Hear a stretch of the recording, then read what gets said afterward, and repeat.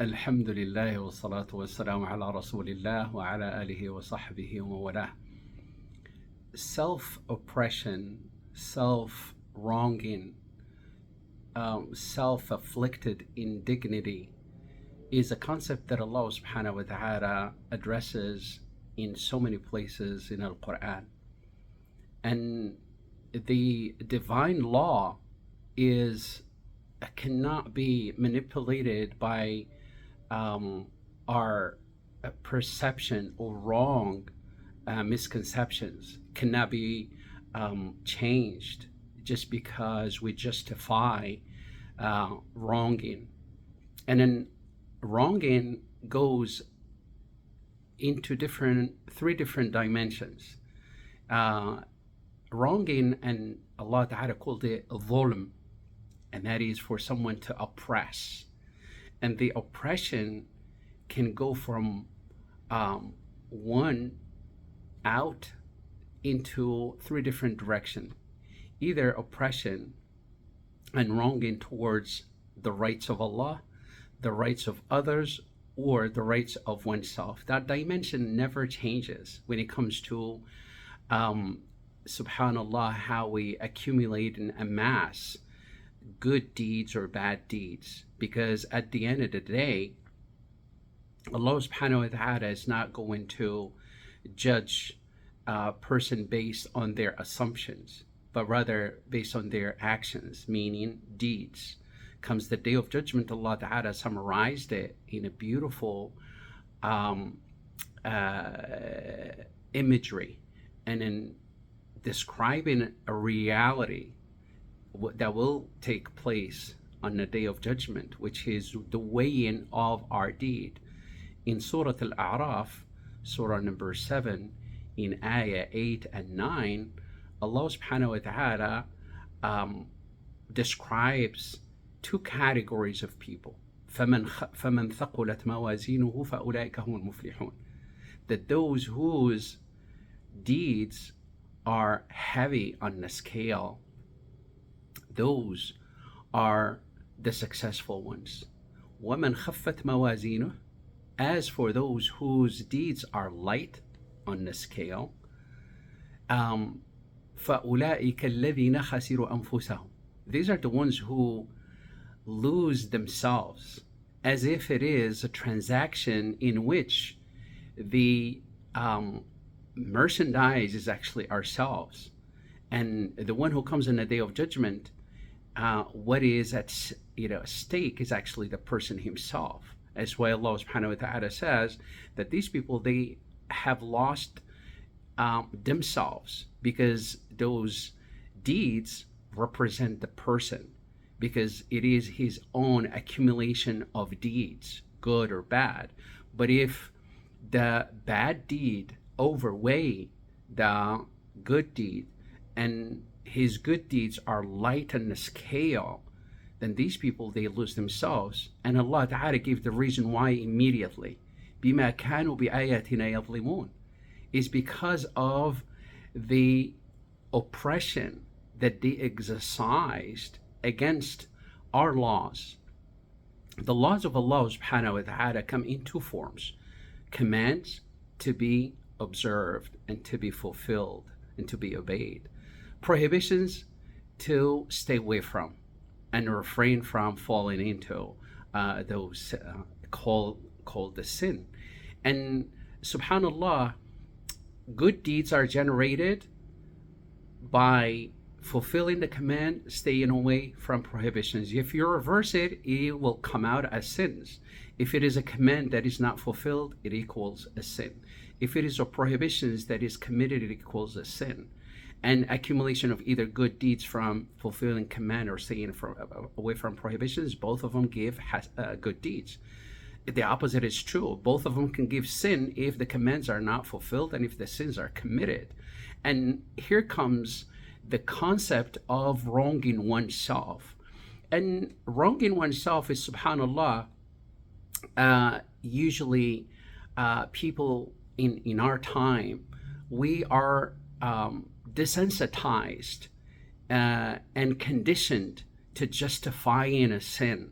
So much so that it is even, you know, it is given a whole different definition, meaning that the sin became justified as um, there's nothing wrong with it for as long as it does not harm anybody else.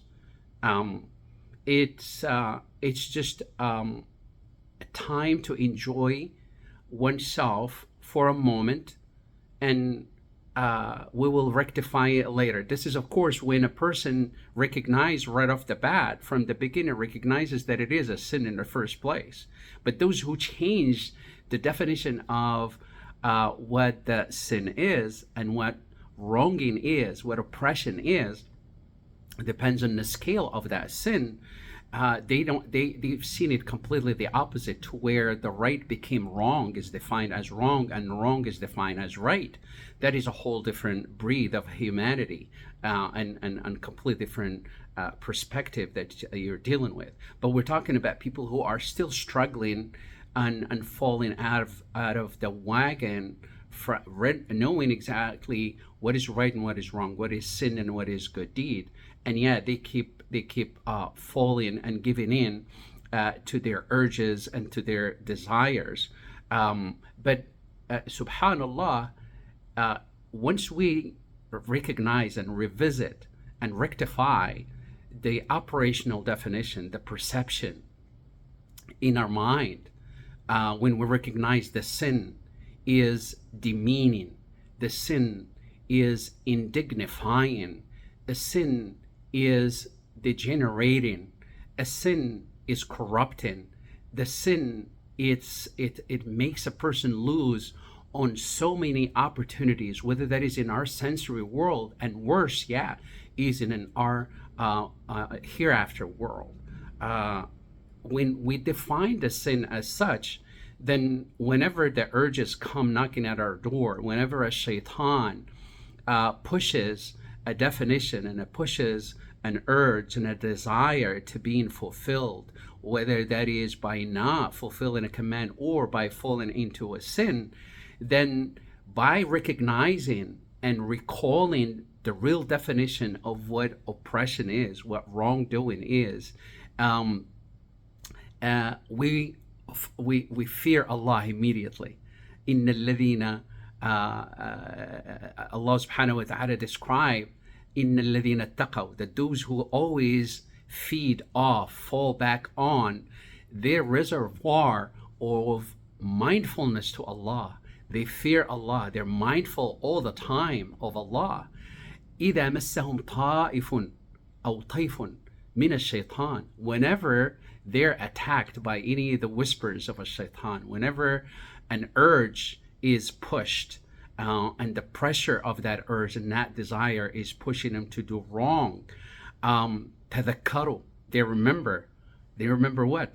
The definition of that action as being a sin, and the ramification also, التدبر. Tadabbur is when you see right through up to the end the ramification and the consequence of that wrongdoing. It's not the immediate pleasure that a person enjoys immediately, as Allah subhanahu wa ta'ala says, كَلَّا بَلْ تُحِبُّونَ الْعَاجِلَةَ, most of you love the immediate pleasures. No. You look further. And this is a person of intellect, the person who is driven by basira, the inner and the spiritual insight by which a person can see all the way the reality that Allah Ta'ala described, standing right there in front of Allah subhanahu wa ta'ala, and the deeds are brought forth and then they are being weighed, and then a person is in that real reality, surreal, facing the ultimate loss or win. Loss is of oneself. Win is, as Allah Ta'ala described, the success, the real ultimate success, and that is al-Jannah, and being saved and spared from the fire. You can see all the way through, because with the eye of Iman, the spiritual insight, it transcends time and space and place. It goes right through the realities that Allah Ta'ala described in the Quran. They're not just concepts, but those are all realities described in the Quran by the Divine Himself about our own well being in this world as well as in the next. So it's easy for us to act right when our perceptions and our operational definitions and concepts are rectified and corrected in our mind, in our perception space, and easy then to act. But then again, doing all the work and reflecting upon all of this without Allah Ta'ala's help, first of all, we won't gain that knowledge. Second, even with the knowledge, we won't be able to perform, meaning to practice what we know, unless with the help of Allah subhanahu wa ta'ala. Hence the importance and the emphasis of supplication, especially لا حول ولا قوة إلا بالله. اللهم لا سهل إلا ما جعلته سهلا. لا حول ولا قوة إلا بالله. That there is no change in my situation except with the help of Allah. And Allahumma la sahla, oh Allah, nothing is easy. إلا ما جعلته سهلا, except that which you make easy. فاجعل أمري هذا سهلا. Oh Allah, make this affair of mine, and specifically you can name exactly what that is, make it easy for me. This is where you seek Allah subhanahu wa ta'ala's help. He's the one who gave you and I the blueprint of what the real trajectory is, what the real path is. He's also the one we seek help to stay the course and be steadfast in not only having a clear vision, but also resolute attitude when it comes to implementing what the guidance is calling us to implement. We ask Allah subhanahu wa ta'ala to grant us a knowledge that is of benefit to us and make us amongst those who, when they hear the speech, they follow the best of it. Walhamdulillahi Rabbil Alameen.